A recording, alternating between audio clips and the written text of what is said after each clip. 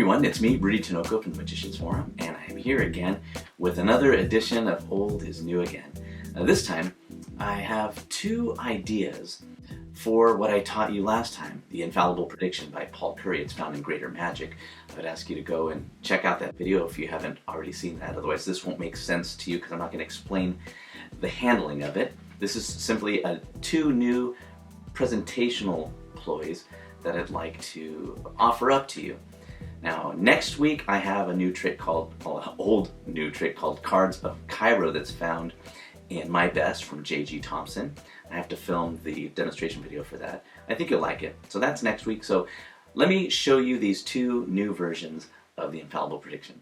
As I said, the handling for this particular version of Infallible Prediction is no different than the one that I had already taught you. So again, I would refer you to the last episode of Old is New Again to see how we do this. But essentially, you're going to have the deck shuffled, and then you're going to have the deck spread for the spectators. They're going to take a selection here in a moment. But before they do, you want to draw their attention to this blank card that you have, and the fact that you're going to write down a prediction. You're going to write down the name of a card that in a moment you think that they are going to choose. Now, they have a totally free selection, if you remember.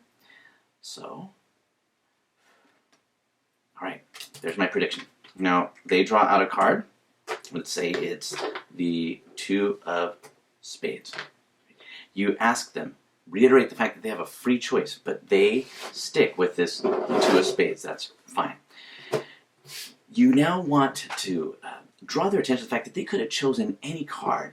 Now, they chose, in this case, the Two of Spades. Well, interestingly, the card that I had written down on this blank card is the Two of Spades.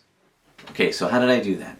Well, for those of you who watched the last episode of Old is New Again, the explanation is obvious. Here's the difference.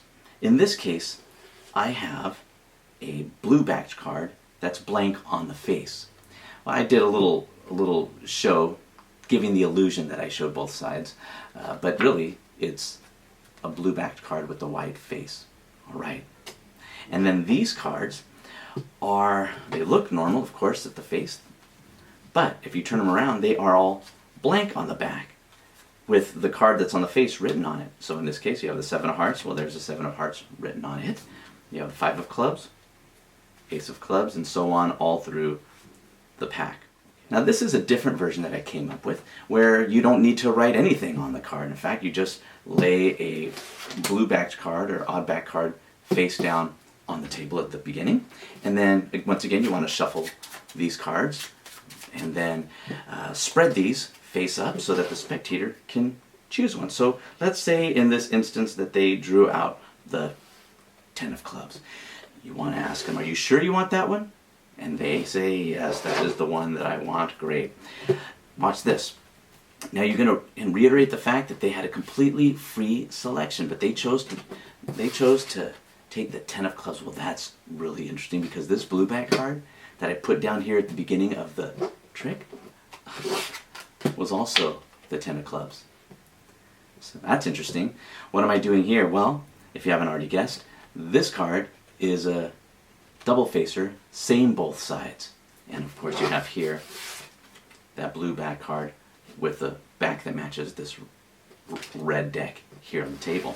So this allows you to, I like this because you are putting a card face down on the table before you start, saying, guaranteeing that whatever card they draw out is going to match this one. And it's really a great prediction effect.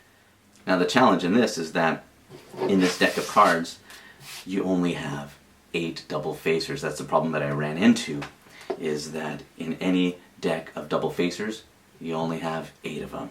You have the King of Clubs, the Ten of Clubs, the Queen of Clubs, the Jack of Clubs, and then of course you got the King of Diamonds, and then the Queen of Diamonds are similarly built. So anyway, you have 8 of them, which kind of limits the power of this particular version. So in this second version, it's unfortunate that any double-faced deck only comes with those 8 double facers. I've been asking around to see if there is such a thing as a full deck of double facers. What I mean is that a deck with ace through king of each suit. So this way any card could be chosen and it would match that face down prediction. So far I have not had any luck. So if you know anybody who makes a deck like that, please let me know. As I said, next week I'm going to be teaching you a trick out of J.G. Thompson's My Best called Cards of Cairo. It's an interesting little effect that some magicians might scoff at, thinking that, well, the method is too simple. But I tried it on my wife, who tends to be the gauge for me of what is fooling and entertaining magic.